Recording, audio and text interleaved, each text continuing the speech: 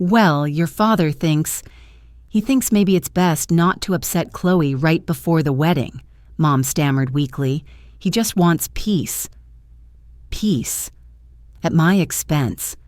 The familiar family pattern. I felt a profound sense of betrayal, not just from Chloe, but from the parents who were once again choosing the path of least resistance, sacrificing my feelings on the altar of Chloe's whims. I tried calling Chloe directly after hanging up with Mom, my hands shaking with hurt and anger. Straight to voicemail. I sent a text. "Chloe, Mom just called. What is going on? We need to talk." No reply. Not then, not ever. Just silence.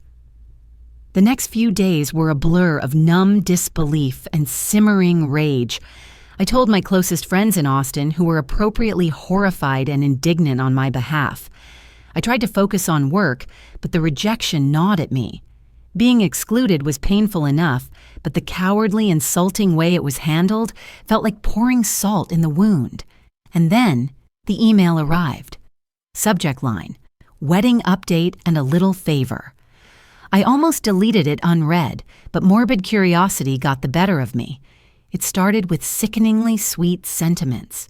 "Dearest Maya, thinking of you and so sad you won't be able to make it to the big day.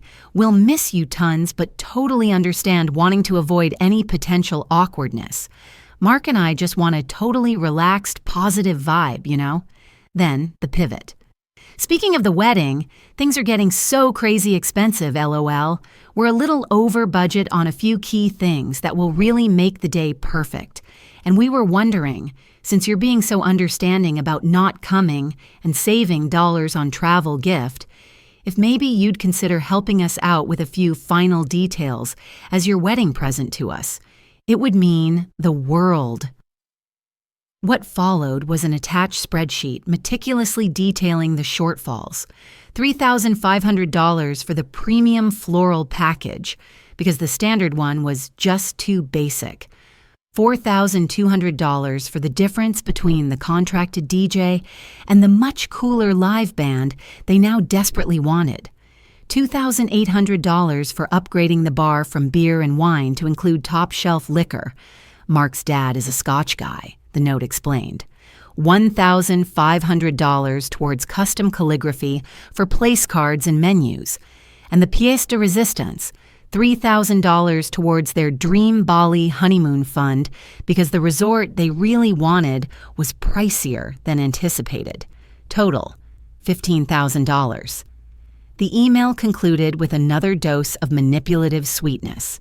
It would honestly take so much stress off us and Mom and Dad. They're worried sick about the bills. Knowing you helped make our dream day and honeymoon possible would be the best gift ever. Let me know ASAP if you can transfer the funds. Love, Chloe and Mark XOXO. Reading it, sitting alone in my quiet office, a strange calm descended. The hurt, the confusion, the desperate desire for sisterly connection. It all evaporated, replaced by a cold, hard certainty. This wasn't just garden-variety selfishness anymore. This was pathological entitlement mixed with breathtaking cruelty. They didn't just want me gone. They wanted me to pay for the privilege of being excluded. They saw me as nothing more than a resource to be tapped, an inconvenient relative easily discarded once my financial utility was questioned or my presence deemed undesirable. I didn't reply to the email. I didn't call Chloe to scream at her. I didn't vent to my parents. What would be the point? The sheer audacity of the request, piled on top of the banishment, had severed the last remaining threads of obligation and affection. It was liberating, in a bleak sort of way. It freed me to react not as the perpetually accommodating older sister, but as a rational adult dealing with an unreasonable, exploitative demand. And suddenly I knew exactly what my wedding gift would be. It wouldn't involve a wire transfer. It would involve carefully curated information. The shift inside me was profound. The hurt was still there, a dull ache beneath the surface, but it was overlaid now with a layer of icy resolve. For years, I had poured my time, energy, and considerable financial resources into trying to maintain a connection with a sister and parents who seemed to value my bank account far more than my presence or perspective. The ban, followed by the demand, wasn't just an insult, it was a clarification. It showed me exactly where I stood, and it freed me to act accordingly. My better idea wasn't about seeking petty revenge in the traditional sense. No dramatic scene at the wedding, which I wouldn't be attending anyway. No public exposé designed to humiliate them outright. That felt reactive, messy, and ultimately unsatisfying. My goal was more subtle, more strategic. I wanted to hold up a mirror, forcing Chloe, Mark, and crucially, my enabling parents to confront the reality of their behavior and its consequences. I also felt a quiet, simmering indignation that Mark's family might be entering into this union completely unaware of the entitled, manipulative dynamic they were marrying into. My gift would be the quiet, unavoidable dissemination of truth. First, I went back through years of digital records, not just the recent wedding planning emails, but older exchanges, texts where Chloe casually asked for a few hundred for concert tickets or a new outfit, promising to pay me back. She never did. Emails where Mom gently suggested I might help Chloe out with her security deposit because she was a bit short again. Bank transfer records clearly labeled Chloe rent help, Leo car repair, Mom and Dad anniversary trip. I wasn't looking for precise figures to demand repayment. I was gathering evidence of the pattern, the long history of my generosity that made Chloe's current demand so grotesquely offensive. Next, I needed intel. I still had access to some of the early wedding planning documents Chloe had shared with me via a shared cloud folder before the freeze-out. I cross-referenced venue names, photographer details, and floral designers she'd mentioned. A few discreet inquiries online, sometimes posing as a potential client myself to get standard pricing or payment schedules, filled in some blanks. I wasn't trying to sabotage contracts, just understand the financial pressure points. Then I began assembling the gifts, not identical packages, but tailored ones. Package number 1, for Chloe and Mark. This was the centerpiece. I designed a beautiful, high-quality congratulations card using my company's resources. Elegant paper, sophisticated typography. Inside, instead of a check, I included 1. A printed copy of their $15,000 demand email. 2. A selection of screenshots of past texts, emails showcasing my previous significant financial support for Chloe over the years. The rent money, the course fees, the endless loans. 3. A concise, calmly worded, handwritten letter. It expressed my deep hurt over being excluded from the wedding, my utter dismay at their subsequent demand for money, and stated clearly that my wedding gift was honoring her wish for my absence. It concluded by stating that, effective immediately, all financial support or expectation thereof for her or any other family member was permanently terminated. I wish them well in their marriage and their future financial independence. Package number 2, for Mom and Dad. This one was different, aimed at forcing reflection rather than direct confrontation. It contained 1. A simpler card expressing my sadness at the situation. 2. A copy of my mother's email to text relaying Chloe's initial ban, highlighting the flimsy excuses. 3. A copy of Chloe's subsequent $15,000 demand email to me. 4th, a shorter, more personal letter to them. This one focused on my feelings of betrayal, not just by Chloe, but by their passive complicity and failure to stand up for me. I reminded them gently of my years of support for the entire family, contrasting it with the current situation. I stated clearly that while I would always be their daughter, the previous dynamic of financial expectation was over, a direct consequence of the no longer family sentiment implied by the wedding ban. I urged them to reflect on Chloe's behavior and their role in enabling it. Package number 3, for Mark's parents. This required the most finesse. Overtly attacking Chloe to her future in-laws would backfire, making me look vindictive. The goal was subtle disruption, planting seeds of awareness. I tracked down their address through some online sleuthing, public records, social media hints. I sent them 1. A very polite, standard wedding congratulations card. 2. A brief, elegantly handwritten note inside. It read something like, "Dear Mr. and Mrs. Mark's last name, sending warmest congratulations on Mark and Chloe's upcoming wedding. I'm so sorry that unforeseen personal circumstances prevent me from attending and celebrating with you all. Knowing Chloe's impeccable taste, I'm sure it will be a truly beautiful and memorable day. Wishing the happy couple all the very best as they embark on their new life together. Sincerely, Maya Nguyen, Chloe's sister." The key was the phrase, "unforeseen personal circumstances prevent me from attending." Polite, vague, but undeniably hinting that my absence wasn't voluntary.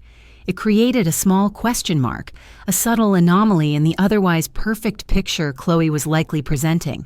It didn't make accusations, but it invited curiosity, perhaps prompting a quiet question from Mark's mother to Chloe later. "Oh, your sister couldn't make it? What happened?" How Chloe answered that, under pressure, might be revealing.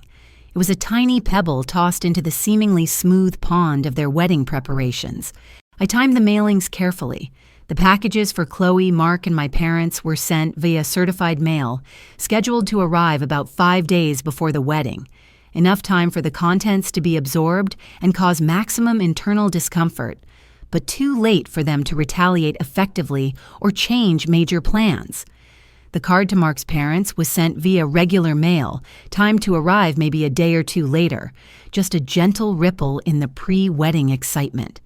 Sending those packages felt like signing a declaration of independence. There was no malice in my heart, strangely enough, just a cold, clear sense of enacting necessary consequences. I had absorbed their toxicity for too long. Now I was returning it to sender, gift-wrapped. The week of the wedding arrived. I didn't check Chloe's social media. I didn't respond to a single awkward, "Are you going to the wedding?" text from distant relatives who had likely heard only a sanitized version of events. I resolutely ignored a tearful voicemail from my mother that Friday night, simply saying, "Maya, please call me." Instead, on the Saturday of Chloe's wedding, I drove south from Austin with 2 of my closest friends for a planned weekend getaway to the coast. We hiked, ate fresh seafood, laughed, and watched the sunset over the Gulf of Mexico. I felt lighter than I had in years.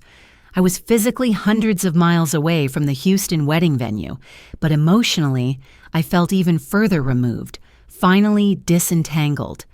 I didn't know exactly what transpired at the wedding itself. I didn't need to. My work was done beforehand. I could only imagine the undercurrents. Chloe perhaps trying to maintain her radiant bride facade while seething internally. Mark possibly fielding awkward questions. My parents wearing forced smiles while wrestling with guilt or resentment. Had Mark's parents asked any probing questions? Had the knowledge of the $15,000 demand created tension between the newlyweds, even before they said, "I do"? Had my parents finally had a real conversation with Chloe about her behavior? I didn't know. And strangely, I found I didn't desperately need to know the specific fallout. The act of drawing the boundary, of sending the truth instead of the money, was enough. The silence from Houston in the weeks and months following the wedding was profound and absolute. No angry calls, no tearful recriminations, no justifications, no apologies. It was as if, by refusing to play my assigned role in their drama, I had ceased to exist entirely, which in a way was precisely the outcome my gift was designed to facilitate, a clean break.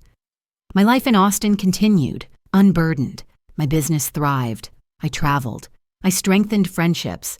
I started dating someone wonderful who respected my independence and valued me for who I was, not what I could provide. the dull ache of the family fracture remained, surfacing sometimes unexpectedly. Seeing sisters shopping together, scrolling past happy family photos online during the holidays. It wasn't regret exactly, but a persistent melancholy for the close, supportive family I had always yearned for, but never truly had. Indirectly, inevitably, snippets of information about Chloe and Mark trickled back through the extended family grapevine. Cousins who still talked to my mom, aunts who followed Chloe on Instagram. Apparently, the Dream Bali honeymoon had been significantly downgraded to a week at an all-inclusive resort in Mexico. Still nice, but a noticeable step down from their original plans. There were whispers that Mark's parents, while always polite, seemed somewhat cooler or more reserved towards Chloe and my parents after the wedding than before, asking more pointed questions about the couple's financial plans and independence. Chloe reportedly complained frequently about being broke and how unfair it was that starting married life was so expensive. She'd apparently tried hitting up Mom and Dad for money, but they, perhaps finally feeling the pinch themselves without my contributions, had apparently started saying no more often. The perfect facade Chloe had curated seemed to be showing some cracks. Hearing this didn't bring me vindictive pleasure, only a weary sense of validation. Reality, it seemed, was finally intruding on their entitlement. Standing in my bustling graphic design studio one afternoon, reviewing proofs for a client, I felt a surprising sense of peace. The path I'd chosen hadn't been easy. Confronting family, especially when money and deep-seated emotional patterns are involved, is incredibly difficult. Cutting ties, even toxic ones, leave scars. But the alternative, continuing to enable disrespect and exploitation, continuing to pour resources into a dynamic that depleted me financially and emotionally, was no longer tenable. My better idea wasn't just about denying Chloe the money. It was about reclaiming my own power, my own narrative, my own financial future.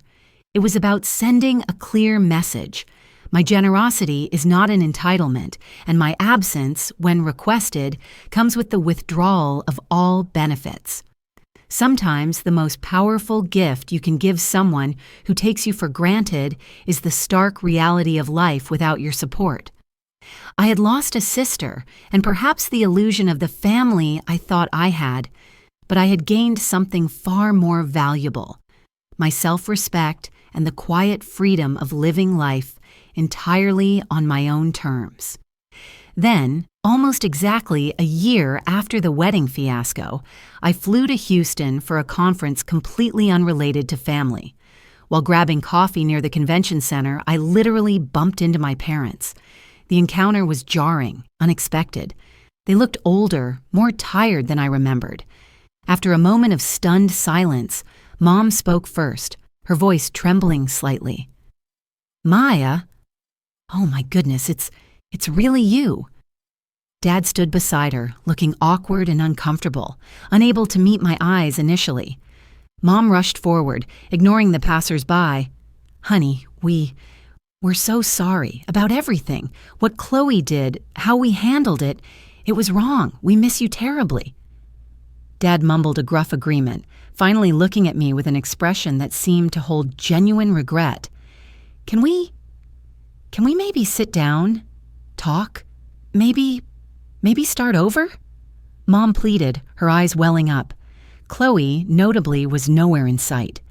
Seeing them there, vulnerable and apologetic, stirred something complicated within me. The hurt was still there, but the anger had faded into a dull scar. Starting over felt impossible, but the idea of some form of cautious, heavily boundaried contact, it was unexpectedly tempting, yet terrifying. What should I do? A, agree to talk cautiously, hear them out, acknowledge their apology, but make it explicitly clear that starting over doesn't mean reverting to the old dynamic. Establish firm boundaries immediately about expectations, financial or otherwise. Test the waters for a potential, very different future relationship, knowing trust will take years, if ever, to rebuild. E. politely decline. Acknowledge their apology briefly, but state firmly that too much damage has been done and you need to maintain your distance for your own well-being. Wish them well, but make it clear that reopening that door is not an option for you right now, or possibly ever. Protect your hard-won peace. The email landed in my inbox like a digital slap in the face, nestled innocuously between a work memos and a promotional offer for artisanal dog treats. It was from my younger sister, Chloe, the bride-to-be, sent just 3 days after my own mother had choked out the devastating news over the phone. Chloe and her fiancé, Mark, thought it would be best, less awkward, perhaps even more comfortable for everyone, if I, her only sister, didn't actually attend her upcoming wedding. The reasons given were flimsy, insulting whispers about me, potentially overshadowing her, my personal style not meshing with her meticulously curated rustic chic aesthetic, or some long-forgotten minor disagreement suddenly magnified into an insurmountable obstacle. My name is Maya Nguyen. I'm 35 years old, founder and owner of a moderately successful graphic design firm in Austin, Texas, and I had just been uninvited, banished really, from the wedding of the little sister I'd practically raised after our parents divorced, the sister whose scraped knees I'd bandaged, whose teenage heartbreaks I'd soothed, whose various failed college courses and rent shortfalls I had quietly, consistently covered for years. The initial phone call from Mom delivering Chloe's cowardly decree secondhand had gutted me, leaving me feeling hollowed out and betrayed not just by Chloe, but by my parents' spineless inability to stand up for me. But this email was something else entirely. After the initial shock of the ban, after the tears and the hurt and the bewildered anger, this arrived. It started with a few platitudes about how much she'd miss me on her special day, then seamlessly pivoted into a detailed, itemized list of wedding expenses they were still struggling to cover. It culminated in the breathtakingly audacious suggestion that, since I wouldn't be incurring travel costs or buying a gift anyway, perhaps I could help out by covering the outstanding balance for the upgraded floral arrangements, the premium open bar package, and, unbelievably, a significant portion of their dream honeymoon to Bali. The total implied request? Just shy of $15,000, banned from the wedding, but cordially invited to finance it. The sheer, unadulterated entitlement, the stunning lack of self-awareness. It was almost clarifying. The hurt didn't vanish, but it crystallized into something harder, colder. Okay, Chloe, you don't want your successful, independent older sister cramping your style on your big day? Fine. You want my money to fund the party I'm forbidden from attending? Absolutely not, but don't worry. You'll still get a wedding gift from me. I just had a much, much better idea. My relationship with Chloe has always been complicated. 7 years my junior, she was the unexpected miracle baby who arrived shortly before our parents' already fractured marriage finally imploded. While Mom worked 2 jobs to keep us afloat and Dad retreated into his own world before eventually moving out of state, I, barely a teenager myself, became Chloe's de facto guardian, homework helper, and emotional support system. I adored her, fiercely protective of this beautiful, demanding little creature who seemed to soak up all the attention I myself craved. As we grew older, the dynamic solidified. I was the responsible one, the focused one, the one who excelled in school, got scholarships, moved away to build a career, and eventually my own business from scratch in Austin through sheer grit and long hours. Chloe was the charming one, the popular one, the one who always seemed to glide through life with an effortless and often financially assisted grace. She was artistic, flighty, jumping from one interest to another. Photography, fashion design, jewelry making, each requiring expensive equipment or classes that I often ended up subsidizing when Mom couldn't, and which Chloe inevitably abandoned after a few months. Our parents, Remarried now to other partners, but maintaining a sort of weary, non-confrontational co-parenting style from afar, adored Chloe. She was their baby. The one who stayed closer to home in Houston, the one whose minor dramas always took center stage. They were proud of my success, I suppose, but in an abstract, distant way. My independence meant I didn't need them as much, which paradoxically seemed to translate into me being expected to provide more. Whenever Chloe needed something, help with a deposit on a new apartment after impulsively quitting a job, money for a car repair, funding for her latest passion project, the unspoken expectation, often relayed through Mom's hesitant phone calls, was that Maya, the successful older sister, would step in. And I always did. Partly out of ingrained habit, partly out of genuine affection despite her flaws, and partly, if I'm brutally honest with myself, out of a persistent, foolish hope that my generosity would somehow bridge the emotional distance between us, that it would earn me a place closer to the warm center of the family circle Chloe effortlessly occupied. I wanted us to be close, like sisters in movies, sharing secrets and supporting each other unconditionally. The reality was far more transactional, though I refused to see it for years.